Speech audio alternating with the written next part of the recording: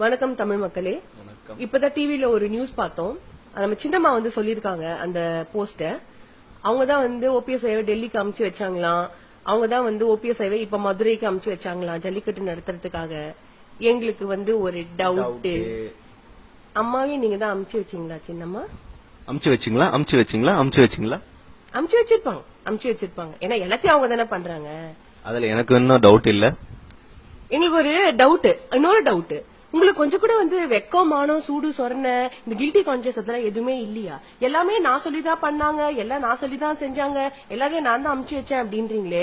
ஏமா இந்த மெரினா பீச்ல அதே மாதிரி எல்லா ஊர்லயும் எல்லா மாவட்டங்களையும் உட்காந்துட்டு இருக்காங்க இளைஞர்கள், பெண்மணிகள், கர்ப்பிணி பெண்கள், குழந்தைங்க, பெரியவங்க எல்லாருமே இந்த ஜல்லிக்கட்டுக்காக. அவங்களாம் என்ன லூசா வேலை வெட்டி இல்லாம வந்து உட்காந்துட்டு இருக்காங்கன்னு நினைச்சிட்டு இருக்கீங்களா? நீங்க எல்லாருமே ஒருத்தரும் வந்து உணர்வு பூர்வமா உயிரா வந்து உட்காந்துட்டு இருக்காங்க. அவங்க வீடு வாசல விட்டுட்டு வந்து உட்காந்துட்டு இருக்காங்க.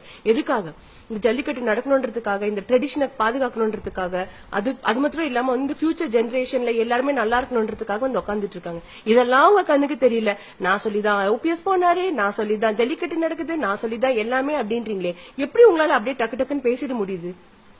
சின்னம்மா, நீங்க யாரு? நீங்க யாரு? இதெல்லாம் சொல்றதுக்கு நீங்க யாரு? ஃபர்ஸ்ட் நீங்க யாரு? சிஎம்மா, பிஎம்மா? நேத்து வரைக்கும் ஆயமாவா இருந்தீங்க. இப்ப திடீர்னு இப்படி வந்து சொல்றீங்களே.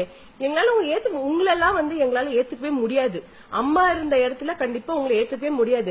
ஏதோ சில பேர் வந்து உங்களை சின்னமான்னு சொல்லிட்டு திரியுறாங்க, அது இருக்கலாம். ஆனா கண்டிப்பா ஒரு ஸ்டேபிள் லீடரா உங்களால எங்களால ஃபியூச்சர்ல ஏத்துக்கவே முடியாது. சரிங்களா? இங்க ஒன்னும் ஃபேன்சி காம்படிஷன் ஒன்னும் நடத்தல. அம்மா மாதிரி ட்ரெஸ் போடுறதும், அம்மா மாதிரி நடக்கிறதும், அம்மா மாதிரி பேசுறதும், இதெல்லாம் வந்து பாக்குறதுக்கு சின்ன குழந்தைகிட்ட வந்து லாலிபாப்பை காட்டி ஏமாத்துற கதையா இருக்குது.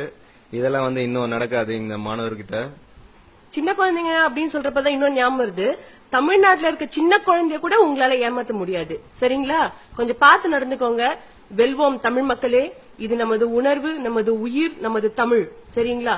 தமிழன் என்பதில் நாங்கள் பெருமைப்படுகிறோம். தமிழன்டா.